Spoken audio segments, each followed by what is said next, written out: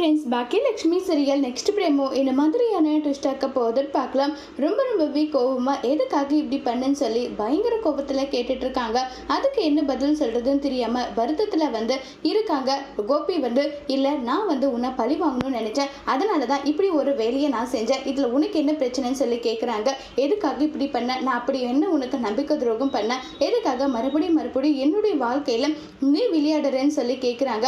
நான் அப்படி தான் விளையாடுவேன், அப்படி தான் பண்ணுவேன், உன்னால் என்ன பண்ண முடியுமோ நீ தாராளமாக பண்ணிக்கோ, அதை பற்றி எனக்கு எந்த கவலையும் கிடையாது, நான் இப்படி தான் சொல்லிட்டு சொல்கிறாங்க. உடனே ராதிகா, கோபி எல்லா தப்பும் நீங்கள் பண்ணிட்டு எல்லாமே நீங்கள் தான்ற மாதிரி எல்லாம் பேசிகிட்டு இருக்காதீங்க, எனக்கு அவ்வளோ கோபமாக வருது, உங்களுக்கு எவ்வளோ தைரியம் தான் நீங்கள் இப்படி எல்லாம் பண்ணியிருப்பீங்கன்னு சொல்லிட்டு கேட்குறாங்க. உடனே ராதிகா கிட்ட கோபி இங்கே பார், நான் உன்னுடைய புருஷன், நீ எனக்கு தான் சப்போர்ட் பண்ணணும், ஆனால் அதை விட்டுட்டு போய் அந்த ஒன்றுத்துக்கு உதவாத அந்த பாக்கியாவுக்கு சப்போர்ட் பண்ணுற, இப்படியெல்லாம் நீ சப்போர்ட் பண்ணாதுன்னு சொல்லி பேசிட்டு இருக்காங்க. இது கேட்டதோ பயங்கரமாக கோவப்படுறாங்க.